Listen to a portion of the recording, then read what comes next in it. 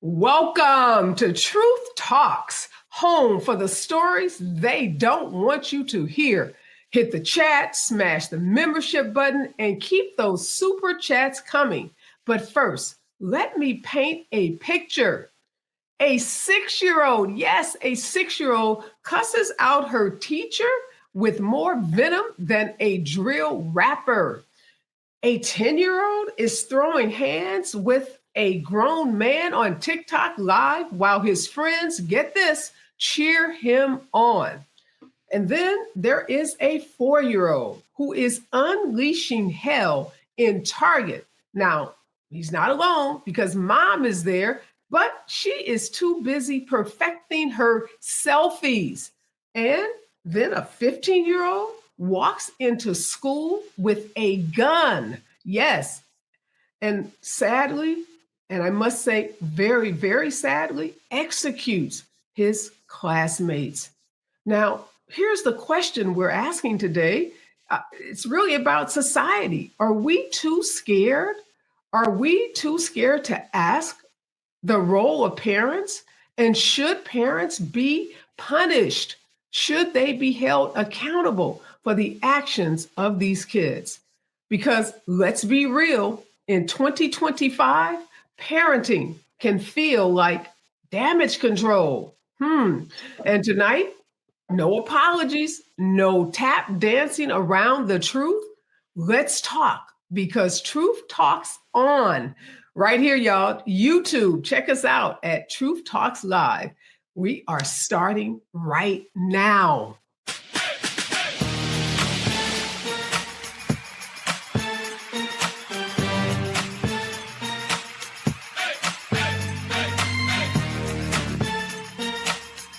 Are y'all ready to roll?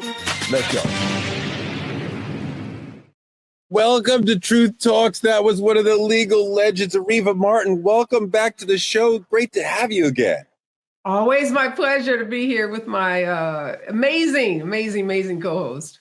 Well, some of them are amazing. Let's not get too far ahead of ourselves. Speaking of amazing, Frank Ski, the name in Atlanta DJing, the name in Atlanta radio. I was on his show once. Fantastic, brother. Welcome to the show. Thank you very much. I'm honored to be here. Come on, man. This is going to be great. I can't wait to talk my truth. Hell yeah. And Cheyenne Bryant. Please don't. You do not have to introduce me. I can introduce myself. What's up, Truth Avengers? It's your favorite doc, Dr. Cheyenne Bryant. I may do Toure a favor and allow him to actually make some points today. They won't be good points, but, I'll fall back and let him make some points, which means the show may not be as good, but you hear somebody in the background. That'll be Toure. That'll be Toure, Frank, Areva. That'll be them. But glad to be in good company with Frank and Areva. Yeah, we have soul playing over here. Jesus Christ. All right, we got a lot to get. Jealous already because I haven't been on Frank's radio show. Oh, we got to get that. We got to get that popping. Let's go. I'll help you out. But we got a lot to get into today. An amazing panel. Up first, trending truths. What's up, Truth fam? It's your girl, Cheyenne. And yes, season 2 of True Talks is here, and we are turning up even higher. Yo, it's your man, Toure, the newest co-host on the set, and I'm bringing heart, heat, and hard truth every night. And we are keeping it all the way fire. Ain't no filters, ain't no fluff, just straight facts. Y'all know how we do. So stop scrolling and pull up to our YouTube at Truth Talks-Live. Like, subscribe, and smash that bell. And after you do that, join us because we go live weeknights at 8 p.m. Eastern on all the coasts. Wherever you are, from culture to controversy, we say what everyone else is scared to say. We talk truth. Season 2 of Truth Talks. Let's go. Because this time, we ain't asking. We're taking the mic. All right, let's get into trending truth. Gucci Mane's wife, Keyshia says, Gooch doesn't have to do anything but shower and make music because she wants to take care of everything else for her husband. Take a look. Only thing Gucci got to do is shower. He don't got to do nothing else. I do everything for that man, but not because I have to do it. I want to. I enjoy taking care of him. I enjoy him just being happy and going to the studio and doing music. I don't want him to worry about the bills worry about what he got to eat, worry about nothing. That man, all he got to do is bathe child and go do his shows and go to the studio. That is it. The wife takes care of everything else, and I love doing it. And if I don't do it, I would be miserable. Why do you think you'd be miserable? Because I want to take care of my man. I don't want nobody else to do it. I want you to pay so-and-so to do this. A chef, I cook for him. I buy his clothes. I do everything. Yes. I invest. I do great investments. The thing is, when you have a man, you want that man to need you, not want you. And Gucci needs me. He can't function without me, and that's what you want in a relationship. As Lil Wayne says, shout out my nigga Gucci. Kaor and Gucci have been together since 2010. When he got incarcerated, she took $2 million that he gave her. She turned it into $6 million through her businesses, cosmetics, fitness. And when he got released, she gave it back to him. And then they got married in 2017. But while he's away, she's holding him down. She's being loyal. She's taking care of the family and raising his bank account, raising their bank account. That's why you get married, because she's a super keeper. Doc, is this submission or is this strength? I think it's both. Listen, this man gave her $2 million that set her and those kids up for life. When a man does something of that magnitude, I think that he deserves everything Keyshia, Kior said and more. And I agree with her when she says, hey, look, if I didn't do it, I'd be miserable. I mean, some women, that is the way that they show love. And I for me, I think submission is a strength. And I think it is a love language for many women. I 100% agree with Keyshia. I love them as a couple. I love their story. Love that Gucci set her up and did the providing in the provision thing. And then he got out of prison and, hey, he had a whole, red carpet laid out for him, as he should. Frank, she's running businesses. Your wife's a doctor. So you're probably not getting the same level of taking care of everything. But right. What do you think about this setup? I think the one thing that Cheyenne said that's important is that he deserves. Why is it all of a sudden a man has to do something like that to get what he's supposed to get because he's the husband? Why does he have to earn that type of behavior? And when I posted this on my social, a lot of women said, if my man did me like that, I would give him that. And I think we've kind of lost our way when we're qualifying what love and marriage is supposed to be. So evidently, if your man worked at Taco Bell, you're not going to give him that type of treatment. I mean, Frank, we are judged on how we provide. That's my point. That's my point. Women, then, and I mean, I can understand if I can provide you $1 million lifestyle, you have time and energy to be doing all this stuff for me. If you got to go out and work or, bend over backwards to take care of us, how can I be doing all this taking care of you? I think that the thing is, that's part of it. The other part is, I'm sure Keyshia Kaor understands she is leaving no room for any side chick to have any means to get close to that man whatsoever. That's the other part that nobody's talking about. She's making sure nobody else can get in to even give a little piece to become the side chick, because she's handling everything. That's not how that game works at all. That is about greed. That is about a man wanting to have all the toys. Areva, no matter how great that woman treats him, he still may or may not run off and do something on the side. It's about greed, but it's not about treating. It's not about treating. It's about covering the bases. A side chick will find an avenue to get her little thing in there to get noticed, and that's not happening. No side. Hold on, Areva. No side chick gonna come in unless he brings her in. But Areva, what does it take for a man to get a woman to give him this sort of treatment? Because I think part of what Frank's getting at, if he works at Taco Bell or what have you, honorable job, but he's not taking care of her the way that Gucci Mane could take care of his wife. Is she going to be willing to take care of him in this way? Well, I've been sitting on my hands, Toure. Let me just address a couple of things that were said. First of all, all power to Keyshia, no hate, but that ain't how, I'm raising my daughters to be in a relationship with men. So, everybody do what they do best and how they want to present themselves in this world, be, their authentic selves. But that ain't, What's wrong with that? It ain't nothing wrong with what Keyshia's doing. It's just not the way I'm doing it. It's not the way I'm teaching my daughters to do it. And this whole point about a side chick, a man will have a side chick no matter what a woman does for him. So Keyshia can cook, clean, buy his clothes, wipe his butt, birth him, and bathe him and do whatever. And he still could go out and get a side chick. So this has nothing to do with what Keyshia does for him. This has to do with the character of Gucci or any other man. And Keyshia says she wants her man to need her. Look, I'm a mother at 3 kids. I don't want a grown-ass man to need me. I want a grown-ass man to want me, because that's the kind of relationship I want to be in. And that's the kind of relationship I want my daughters to be in. Kids need their parents. Grown people should want to be in a relationship. It shouldn't be a dependency. We know that dependency can turn into something toxic as well. So again, I'm not going to hate on Keyshia and Gucci. If it works for them, more power to them. But we've seen this all too often where women give 110%. They cook, they clean, they do all that work, and a man still walks away, cheats on them, and does all kinds of other, horrible stuff to them. So, but cooking the food ain't gonna keep your man there. Should a wife not be doing lots of things like this for her husband? They should do it if that's what they choose to do in their relationship. But what is the man doing for the wife? It's not a one-way street. Relationships are reciprocal. So what is the man doing for the woman? It shouldn't be just about the chores, the household chores. Look, if we got money and we ball and get a damn maid, get a housekeeper. I got stuff to do too. I have dreams to fulfill. I don't know if I want to just be tied to a stove. Some women, they want to do that. This whole trad wife movement, we've seen that on social media where a lot of women want to go back to the 50s and, be that homemaker, but a lot of women don't.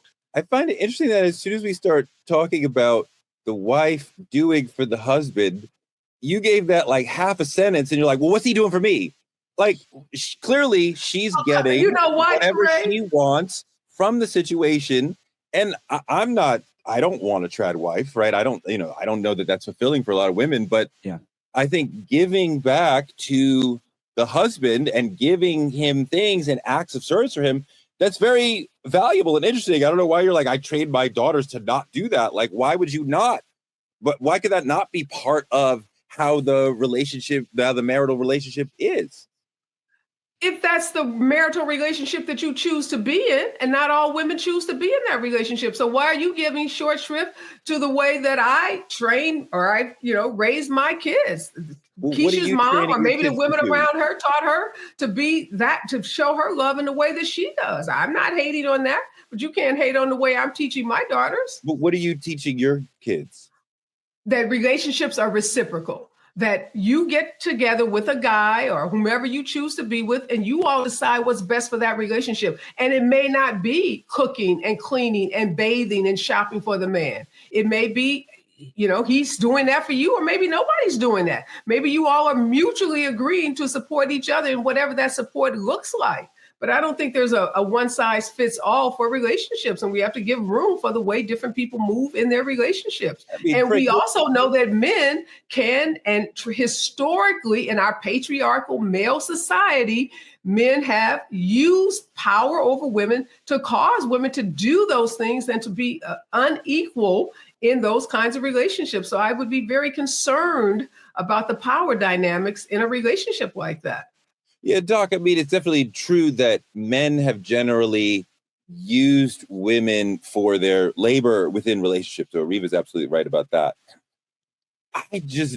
But I mean, like, I don't, and obviously nobody's saying there's only one way to do this, but like, I don't think anything is wrong with the sister saying, what can I give to my man? What can I do for my man? Especially if he's thinking about her. Clearly, Gucci's thinking about her as well. It's clearly a mutual relationship. Yeah, first of all, I think Frank's statement is bullshit, that she is playing this role, and this role is supposed to keep a man from cheating. A man cheats because he wants to. Said. And a man is kept because he wants to be there. Women don't keep a man, first of all. Second of all, there is nothing wrong with what she's doing. To echo what my sister Reva said, everyone relationships differently. And this is a man who Keyshia feels obviously, and I'll double down on what I said again, Frank, who is deserving of her love to the capacity that she's giving him. And I think if it works for them, she should run that play. And I want to say, Toure, to answer your question, if a man was working at Taco Bell, McDonald's, or a plumber, if that woman chooses that man, then I do believe that woman should also treat that man as a husband. I don't think the way a man is treated should be predicated off of how much money he brings in the home. If you choose him, then you should be able to treat that man as a valuable husband, and no different than any man you would treat if they were making more money than a man who's making McDonald's or Taco Bell money. Frank, that's not realistic. Obviously, I think it's quite clear that they treat us differently to the level that we're providing for them. Let me just say this. My point about the cheating wasn't about doing that. My point is Keyshia is setting an example. She's marking her territory, setting an example so that an outside woman won't try it, because you can't keep up with that. Just like Doc was saying, nobody's going to keep up with that type of action. But I do want to go back to the point of saying, we've mentioned that it's reciprocal. Many of us have been through relationships and understand that that's not the real way relationships work. Sometimes I got to be 99% and I don't get shit back, and then sometimes my wife got to be 99% and she ain't getting shit back. So reciprocal is not in a marriage. A marriage is I do what is supposed to be done for my family, regardless of what my wife does, because biblically it's my job to do it. I don't have to do it because of anything else. The fact that I love her and I want to shower her and I want to do that for her, and she has to do the same for me. The problem is people go through divorce, and right when they're in counseling, they'll say, I did this, I did that. And the other person's like, that ain't my love language, so it don't matter. So if the point is what you do is not what matters, it's making sure you have the conversation and you do what feels good for your relationship. Yeah, I mean, what she does for him sounds amazing. I think it's definitely tied to him being a multi-million-dollar provider for her. But I mean, like, I want to give to my wife what I think is right. If I'm cleaning up the kitchen every night, even though I didn't make or have dinner at home that night, that's me giving to her. And I'm not going to say, well, you do it tomorrow. There's no 50-50 in marriage. Generally, it's good. The woman's going to do most of the work. So, I mean, like, to what Areva's saying, the man should be trying to do as much as he can for her beyond just providing. But I definitely love to see a sister thinking about what can I do to take care of my man. But it's been a wild week in politics. Let's move on and talk about an Obama clapback up next in politicking. What's up, Truth Fam? It's official. We just made this whole channel a movement. Truth Talks YouTube memberships are live with 3 exclusive tiers. Now, for the realists, Tier 1 is for our truth tellers, the frontline team, the day one, spreading the truth, repping the brand, making noise in the comments. You can even get early access to our viral videos. Now, Tier 2 is what we call our receipt holders. They keep the proof, get the bonus tea, and never miss a lie. You get all the Tier 1 perks, a live shout out from me on the show, plus a discount on all of your truth gear in the Truth Talk store. Then there's Tier 3, our Truth Keepers VIP, the elite squad, with all the perks, a direct line to host meet and greets, private video shout outs from our celebrity guests to post on social, and exclusive unfiltered tea. So which one are you? A teller, a holder, or a keeper of truth? Hit that join button and claim your spot. Step behind the velvet rope and stay ahead of the game. Let's get it, fam. It's Truth Talks Live, the stories they don't want you to hear. In a rare move, President Obama clapped back after Trumpy accused him of treason in a hate-filled lunatic rant. Take a look. Obama's spokesperson responded in part. And I quote, "Out of respect for the office of the presidency, our office does not normally dignify the constant nonsense and misinformation flowing out of this White House with a response. But these claims are outrageous enough to merit one. These bizarre allegations are ridiculous and a weak attempt at distraction." Frank, Yeah. the constant nonsense coming out of this White House. I like this clapback. What do you think about this from Obama? I think it wasn't a clapback at all because it didn't come from Obama. Let's be real. People want to hear from Obama in person, and he ain't saying nothing. I've talked about this on my show. They want him. They don't want his office. The office. Come on, stop This it. is him. This is him talking. This is a way of him talking. This comes from him. That don't come from him. When he ran and whatever, he didn't make statements from the office. He got on there and said it himself. The bottom line is, people want him to speak. He don't want to do it no more. I get it. But at the end of the day, this isn't the political world we're in right now. Sending memos from an office or a statement from an office is not the political world we live in when the president has his own social media site where he gets on there every day, several times a day, and says what he wants to say. That's what people expect now. This, that's come on now, Obama. I don't like the idea that Obama would allow Trump to change the way that he does presidency. He is dignified. He understands the way that this game is supposed to be played. This is the way that Obama responds to an attack on Obama. This is not Obama talking about Trump is leading us in a dictatorship, that Trump is leading us off the edge. This is him defending himself, and he's doing it in a dignified way that a president is supposed to do it. Well, I think the problem is, I think the problem is that Donald Trump has redefined what the presidency is. Yeah. And Toure, the way Obama responded, you're right, is Obama-esque. It's the way Obama has moved about the world and moved about, in his political career. But we are in a different moment.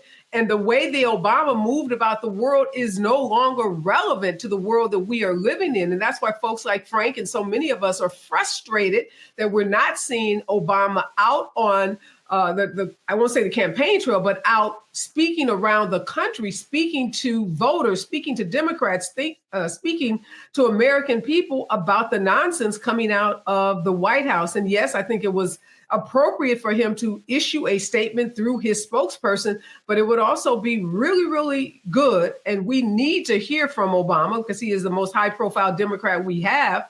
To reassure us that we can get back to this country to something that looks like a country where folks' rights are protected and not trampled on. So a good first start. I'm going to give him a C for effort, but I'm going to say step it up. Step it up, Obama. We need to hear from you, and we need to hear from you in a much, much more forceful and direct way. Cheyenne, what do you think? I think Obama should stay in his authenticity. I think he's that, when they go low, go high, brother. I don't think he should shift up and come off of whatever pedestal he's on because of dogma and what people have to say. He has been a president. None of us and the other folks who have such a strong opinion has been in the Oval Office or know the pressure that comes with. And so I think he should stand on his square like he has been and respond how he wants to, or better yet, not respond if that's something he chooses not to do. I don't think that we need to tell him, as folks, how he should respond or if he should say a hard fuck you. I think he should just stay on his square and be him. It worked thus far for him. I just think it's important for Obama, and I think it is important to Obama, to not allow Trump to change the presidency in ways that will go beyond the Trump presidency. He is a buffoon. He is a child. He is immature. Obama should not follow him into that. My God, I would never want an Obama-Trump back and forth chirping. Well, you're a third-rate president. Well, you're that would be beneath Obama. It's not beneath Trump because he's a child. But Obama should not be chirping back and forth with him. Again, this is Obama defending himself. So he's going to do this in a quick and dignified way. If he was standing up defending the country, he would do it in a different way.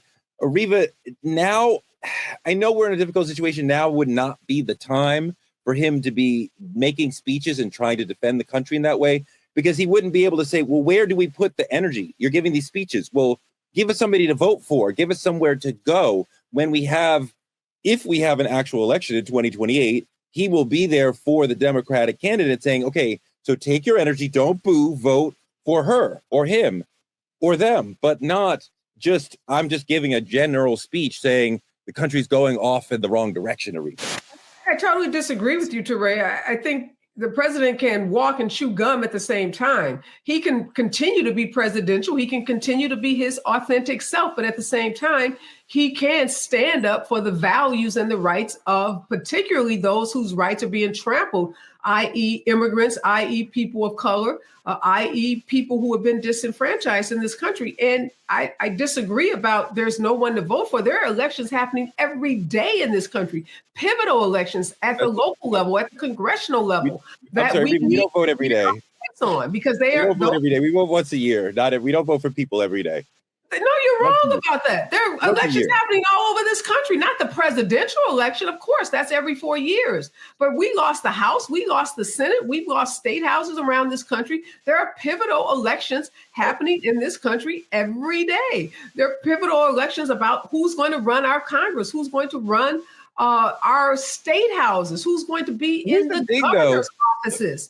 Just for one thing, as states like Texas are rewriting their political lines so that they can garner 5 more congressional seats. There are really important elections happening where Obama's very important. Obama can't say anything about immigration. He deported more people than Trump has. I mean, like, he's got blood on his hands around immigration as well. So just on that specific issue, he would have no position to speak up in favor of immigrants when we called you the deporter in chief. I mean, like, we love him personally, but there are some political issues that he cannot weigh in on. And he understands also that the bully pulpit of the ex-presidency is very limited. He could give one major speech in a 2025 context. He can't keep giving speeches and speeches and speeches. He will be diminishing his own power and the power of the presidency with it. Listen, let me just say this. That is totally BS. Number one, you're talking about the president that had the most swag in the world. You're talking about Mr. Ray-Ban getting off of Air Force One. He didn't have any problems talking about Trump when he was on the campaign trail for the presidential election. He said that man's name every single time he got to the mic. He shouted him out. He talked bad about him. He showed his thing. He said everything you can say about Trump. So saying that he can't talk about Trump is some BS. He refuses and does not want to talk about Trump right now. And this is the time we need him to talk about Trump, because Trump is setting the narrative. In this world that we live in now is way different. OK, right now, Obama needs to be Kendrick Lamar and get DJ Mustard and do what he needs to do, because this right here that he's doing right now is too passive for the type of situation we're in right now. Period. It's 2025.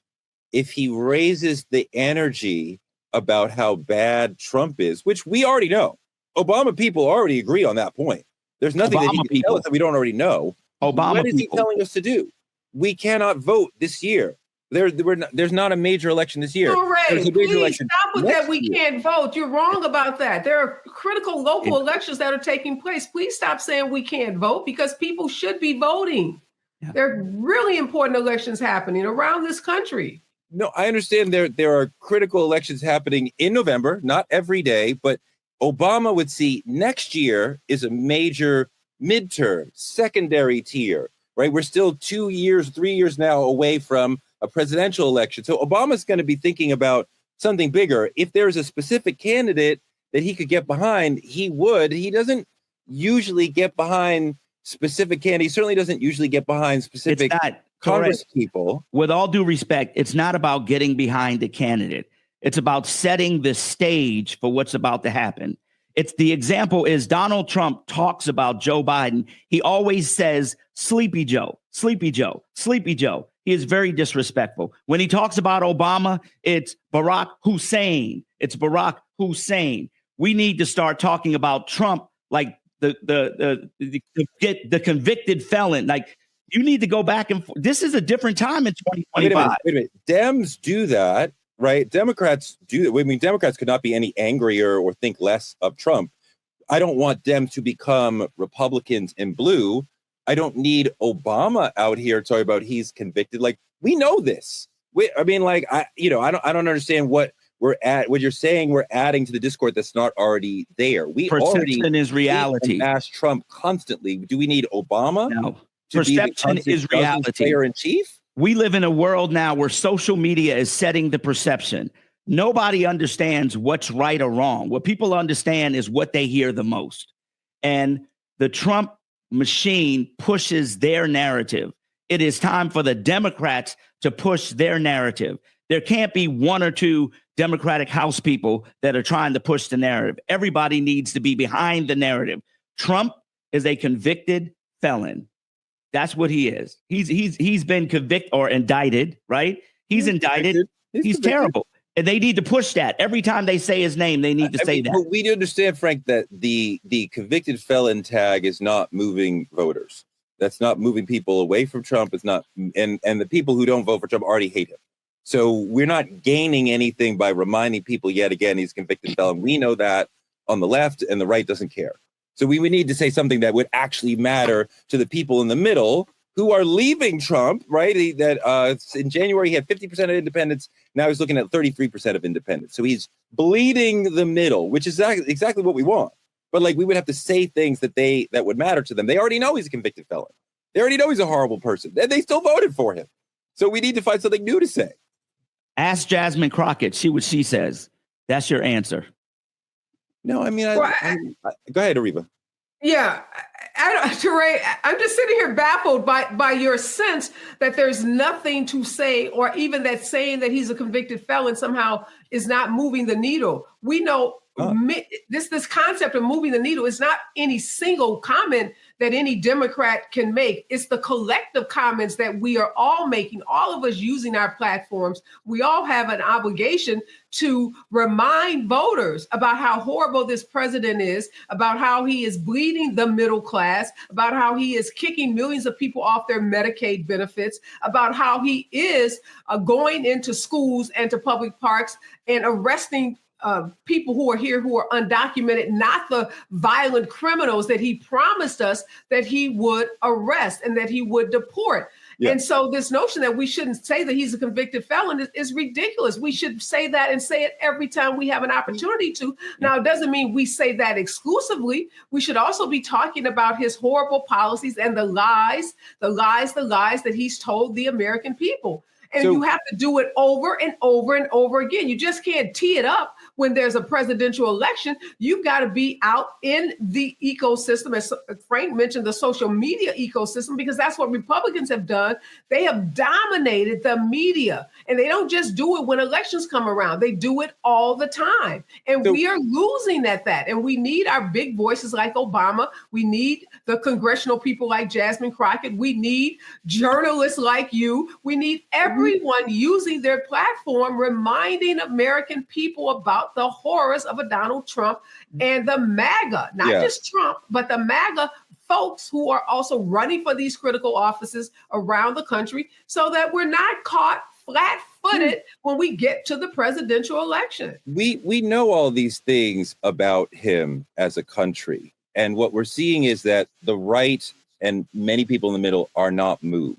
And part of the problem is that in a lot of ways, we are not in the traditional left-right dynamic. We're in a more of a status quo versus change dynamic, that the country is seeing one party wants the status quo and one party wants change. And they're really seeing that it's Republicans who want change, and the electorate generally wants change. And the Democrats, even though we're not in power, are for the status quo, it seems. So what the Democrats have to offer is not a further critique of Donald Trump. The left is clear on that. What is the Democratic Party for? What are they going to offer you? If we vote against Trump, what will we be voting for? And it can't just be a repudiation of Trumpism. It has to be a thing. So even if Obama came out and criticized Trump, what would that do to build the next vision of Democratic leadership, or the next person who would be the Democratic leader? And if the Democrats can't say, this is what we're about, then what are we really even talking about? Go ahead, Doc. Listen, everyone already knows that Trump is a felon. Everyone already knows that Trump is a Trumpster, and they already know his rhetoric. rerunning that narrative over and over and over again via social media and all media platforms does nothing. He got in office with folks knowing that he was a felon. So that's just doing that whole redundancy that Democrats do that doesn't work because they just need something to do. We have bigger fish to fry called policy and legislation that we need to focus on, that we need to create an author that does serve us and does affect us and does impact us. That's how we lost the Congress, Senate, and the Supreme Court, is because we're focusing on trying to figure out why. Let's ride Obama's back on how he can have a response that can over Trump's foolishness and join this circus. How about let's pull back the circus, let's pull back the bullshit and focus on the things that are going to serve us. Again, that's policy and legislation. That's not two grown men in office having an argument that doesn't help or benefit the people whatsoever, which really isn't leadership. Leaders need to be leading and need to be putting things in place that provide services and resources for their people to thrive, not for their people to be on the sideline going, oh, Trump had a better response. Oh, Obama had a better response. That's bullshit. It doesn't work. And that's how we ended up in this situation right now. Yeah, I mean, I think that Obama is definitely part of why we are here, that when Democrats said we want a progressive like Bernie Sanders, Obama was part of the group that put his finger on the scale and said, no, we're going to have Joe Biden. He's moderate. He can win.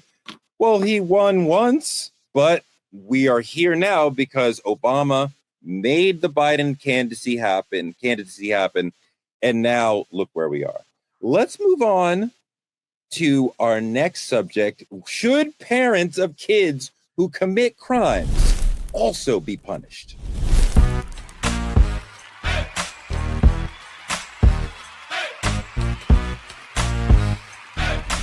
You all know Dr. Bryant and I have strong opposing opinions on corporal punishment. I'm right, she's wrong. Tonight's topic cuts deep into parenting styles, culture, community, accountability, and systemic failure. Should parents be blamed for their children's criminal behavior? Take a look at this video. Their son, Ethan Crumbley, murdered 4 students and wounded 7 others at Oxford High School outside Detroit in 2021. They bought him the gun he used in the shooting and failed to secure it. Before hearing her fate, Jennifer Crumbley was defiant, insisting she did nothing wrong. We were good parents. We were the average family. We weren't perfect, but we loved our son and each other tremendously. There was raw emotion in court as family members of the 4 slain students gave victim impact statements. This tragedy has taken an incredible toll on our family. While you were running away from your son and your responsibilities, I was forced to do the worst possible thing a parent could do. I was forced to say goodbye to my medicine. The blood of our children is on your hands, too. They asked for mercy, but were given the max, 10 to 15 years in prison for involuntary manslaughter. Areva, I believe that was the first time that parents in this country were convicted because of their child's actions, which sent a chill through a lot of homes. There's definitely a lot of parents who are like, I love my child. I'm doing the best I can. My child, I don't know. My child might. It's possible. So I want you to address 2 questions. First, your child or their child, somebody's child goes and does something horrible, like the Crumbley's child. In that case, should the parents be held criminally responsible? Secondarily, if they are part of giving the child the weapon that the child uses, obviously the parents don't expect the child to go shoot up the school or what have you, or shoot up their friend, whatever. But then that happens. In that case, also, should the parents be held legally, criminally responsible? Yeah, it's no doubt in my mind that parents should be held accountable for the criminal actions of their children based on the circumstances. Now, not in every situation, no. But in the situation like the Crumbleys and some of the other cases that we've seen where parents had clear red flags, they had warnings, they had knowledge, they had opportunity, and they did nothing about it. The Crumbley case was particularly egregious because these parents were neglectful. This kid was crying out for help. He had some severe mental health challenges, and he kept asking for help from his parents. And they pretty much turned a blind eye to his needs. And they put the gun, they gave the gun. If you recall the facts of this case, I believe it was the parents who gave him a gun for a Christmas present. And then failed to secure that gun. We have a lot of laws on the books in states around this country that make parents responsible when they bring a firearm into their homes, make them responsible for safekeeping it and ensuring that kids don't have access to it. So as harsh as that may be, and these parents are facing some pretty serious prison time, yes, you as a parent, when you take on the responsibility of parenting, it's not just the kisses and hugs and the pretty dresses and the Disneyland visits. It comes with a lot of responsibility. Well, I mean, obviously parenting comes with a lot of responsibility. Everybody knows that. I mean, like, I find it extraordinarily uncomfortable given the circumstances, considering the circumstances, each specific situation, to hold parents criminally responsible for children, especially you're talking about a mental health situation. Surely that's not the parent's fault that the child has a mental health situation. There's a lot of things that children do that are not the parent's fault. There's many parents who are working very hard to try to save their children, to protect their children from themselves, and the child does something. It actually leads to saying the parents don't want to disclose certain things about the child because for fear of, like, God forbid something happens and then we are held responsible. Frank, this is a little bit different for Black families, though, right? Absolutely. Because for Black families, we understand that, you know, if a child, especially a Black boy, especially a teenage boy, makes a certain kind of mistake out in the real world, that could be their life.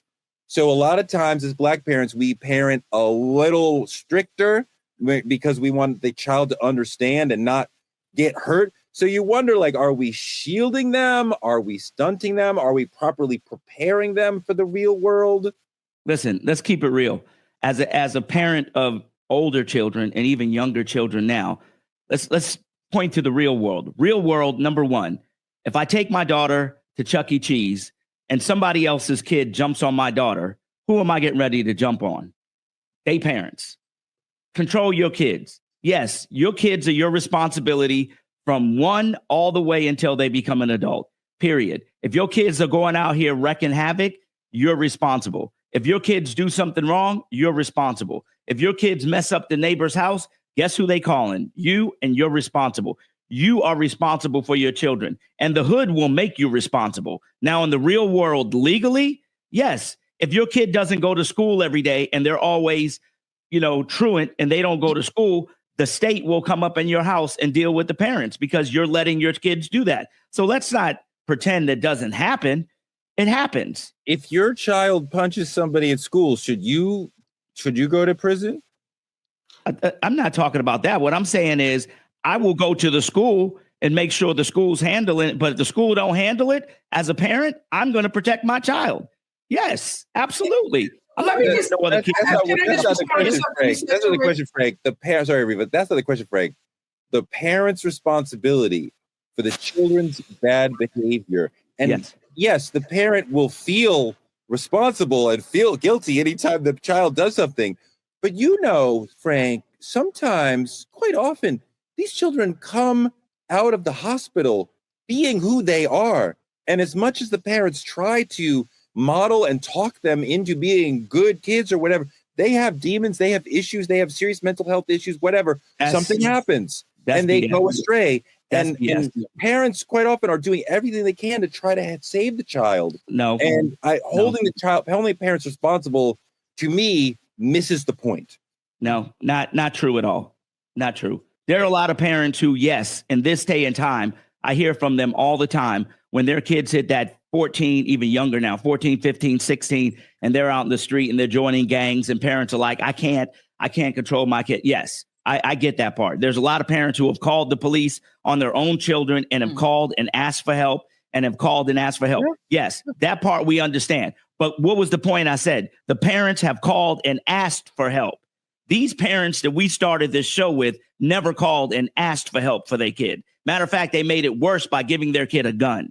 That's a whole different thing, bro. That's a whole different thing. Doc, what do you that's think? what I was trying to say, Toure. You're conflating the facts. The Crumblies would not have been charged if they had made a couple of phone calls to a therapist, if they had talked to the school, if they had done anything to show some interest and take responsibility for their kid who was crying out for help. And no, I'm not advocating for parents to be arrested when they've done what they can do to help a child that has mental health issues. And no, I didn't suggest that parents are responsible for the mental health issues that kids have. Of course, we don't cause our kids to have mental health challenges, although some toxic situations can exacerbate a mental health condition. But you can't just turn a blind eye. You can't ignore. You can't put a gun in the hands of a kid who you know is mentally challenged and then not expect to be held accountable. You can't put a kid who has a drinking problem behind a car and then he runs into and kills some other kids and say, oh, I had nothing to do with that. So let's keep the facts clear. If you have taken steps, if you've called authorities, if you've asked the school, if you've asked for help, that's a whole different situation than you completely. This mom in the Crumbly case, she was off having an affair. And no offense to her if she wanted to have an affair, but she wasn't taking care of her kid. She was taking care of her own needs, but she was not tending to the needs of her very, very disturbed teenage boy. Areva, I think parenting styles vary from survival tactics, to more permissive, therapy first sort of conversational approaches. There's lots of different things. What do you think, Areva? I wonder if we're raising kids to be resilient or defiant. I think we're raising kids to be resilient. And I think different parenting styles are appropriate. You can't parent all children the same way, even within a family where you have multiple kids. One style, being a tough disciplinarian, may work on one of your kids. That other kid may go ballistic and rebel against that parenting style. So it's incumbent upon parents to understand each of their children and then to parent that child in a way that is going to lead to the best outcomes for that child. Look, we grew up in an age where you were to be seen and not heard. Kids couldn't ask questions. They couldn't have opinions. They couldn't say anything. Just sit your butt in the corner and shut up, particularly when adults were speaking. And now, as Maya Angelou told us, when you know better, you do better. Now we know that kids have opinions and that kids should be heard and that kids should be allowed to participate in family discussions and even be involved in discussions around them and how they are raised and how they are disciplined in a family. So I don't think we're teaching our kids to be defiant. We are just understanding that the sit down, shut up, belt approach to parenting that was used on so many of us is not the way to parent kids in this generation. Yeah, and to get back on topic, you want to go to the question first, Toure? Well, yeah, I mean, if we normalize dysfunction by labeling things, mental health issues, before we look at the parenting. Yeah. So to get back on subject, first of all, it's circumstantial. In this situation, this was parental neglect. So these parents should be responsible for doing jail time. One, they neglected the needs of the child. They knew that there was mental health issues and didn't provide that child resources that he needed. And lastly, they provide a gun that can not only harm someone else, but could have obviously taken his life as well, because we know mental health issues lead to suicidal ideations and suicide. And I want to rebuttal what Areva said. A lot of mental illnesses, when it comes to depression and when it comes to anxiety and when it comes to suicidal ideations, are at the hands of or as a result of trauma. And that trauma often takes place in the households. And just because a parent is present does not mean that they don't present a dysfunction that can cause trauma that then turns into mental health and dysfunction that leads to a child having a lot of issues, a lot of antisocial issues, and even possibly harming themselves or other people. The question is, the way we were raised, most of us, a lot of us, were raised with tough love. There was no gray area in between. It was this way, period. Even if our parents were wrong, we still had to deal with that. Yeah. So we're a different type of generation than this generation that gets to negotiate.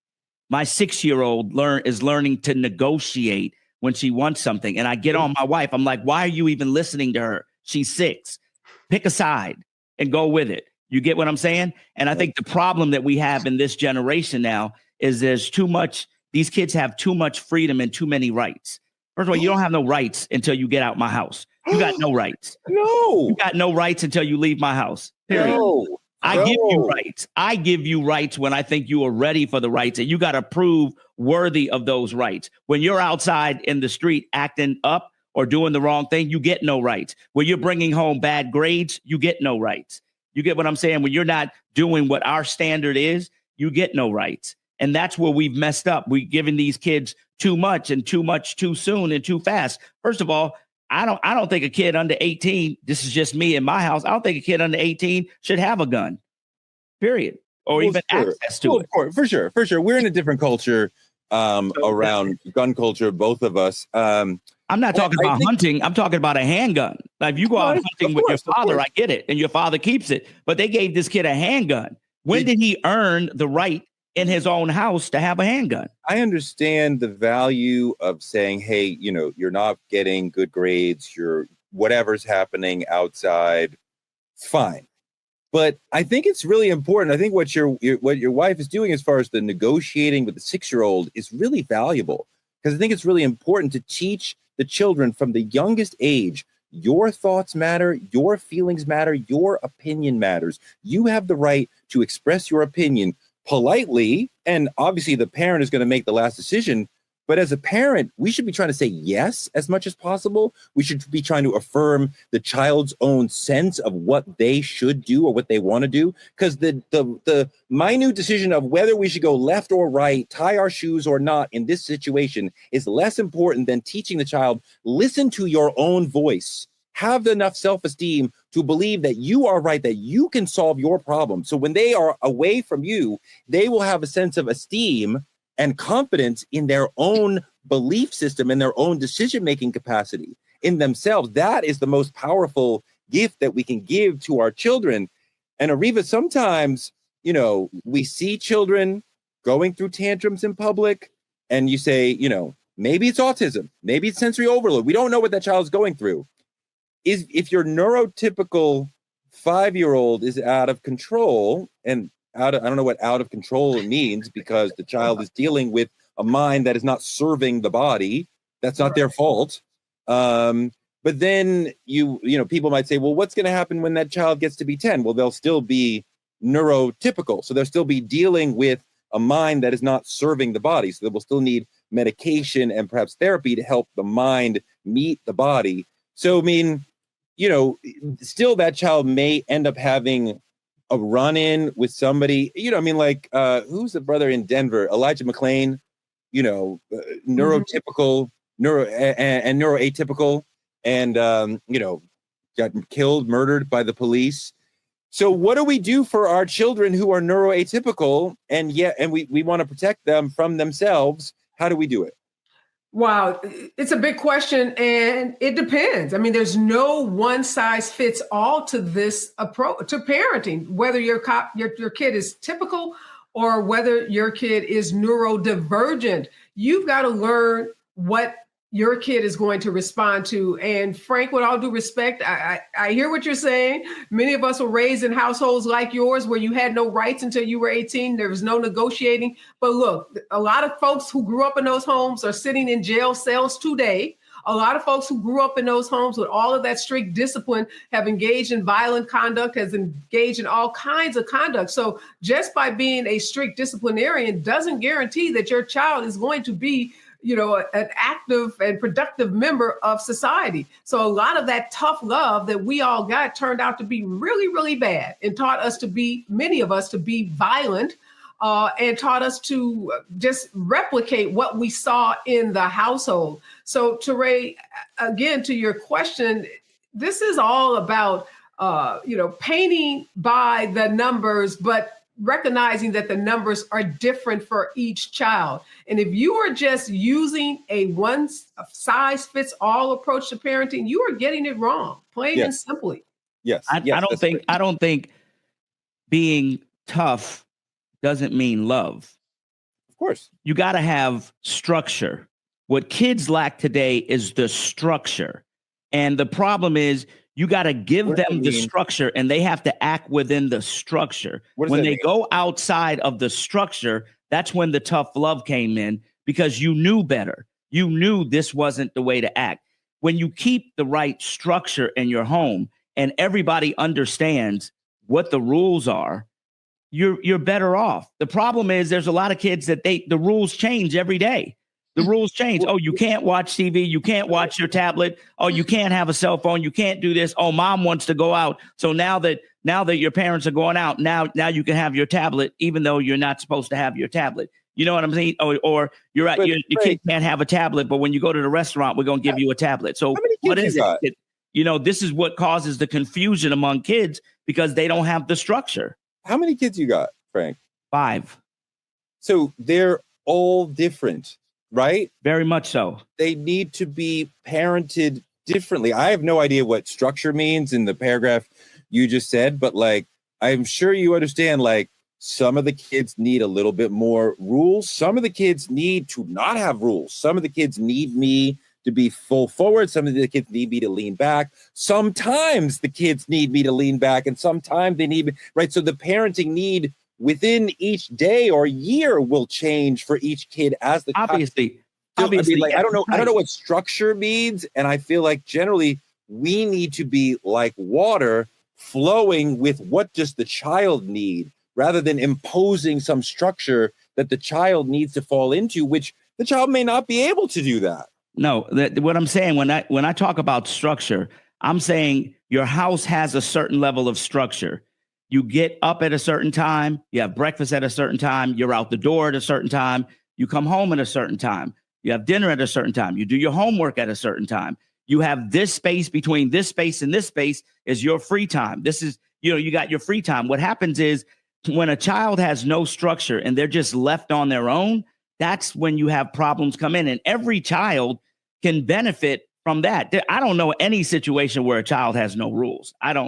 What you just said, I have no idea, but every child has rules. There's some child that have different rules, but every child needs to have a set of rules. Even children that have certain mental disabilities, as a parent, you know better than to put that child in a certain situation that they can't deal with. You get what I'm saying? I'm not going to put my child that has issues in a situation that I know doesn't benefit him and he can't deal with it just because it's a situation for another child. That's all. Areva, I want to think about the parenting responsibility when somebody goes astray. And I think that generally we create laws for a reason. And I generally think most parents are doing the best job that they can possibly do at any given time, right? I think most parents are not bad or neglectful parents. And raising 2 children and getting to know a lot of, I don't know that I met a lot of, there are people who are doing it differently than I do, but I don't think there's anybody like, you're a bad parent. You just don't.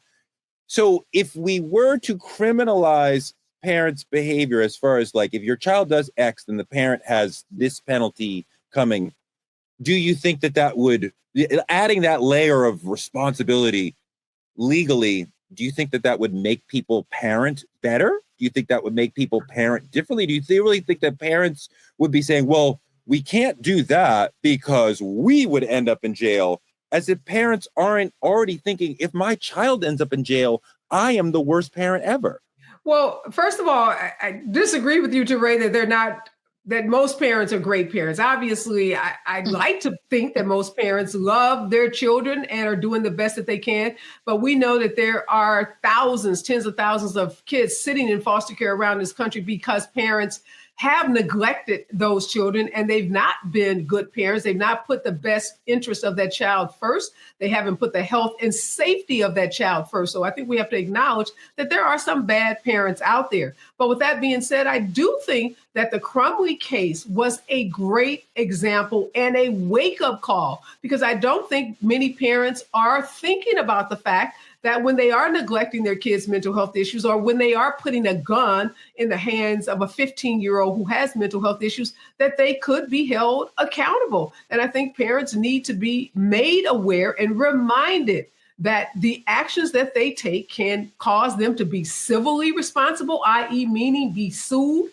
in a civil lawsuit and have to pay out large monetary damages, and that there are criminal consequences that they can face if their child commits a crime. So I do think parents might think differently before they act if they were reminded that they have serious consequences that they could face given how they parent. I don't think enough parents are talking about that or thinking about it at all. I think parents are fully conscious of the depth of responsibility in parenting, that if something bad happens to your child, that is something bad happening to you. I don't need to be personally incarcerated to feel horrible if my child ends up incarcerated. But Frank, let's talk about the teenage years, because we want to give space and privacy to our teenagers.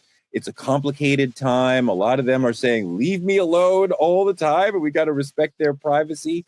But what about when that space that they're demanding as teens becomes a sort of weapon, and that need to sort of come together becomes a sort of battleground? And for a lot of parents, when your child becomes a teenager, you're kind of like, I don't really know that much about them because they've kind of left me.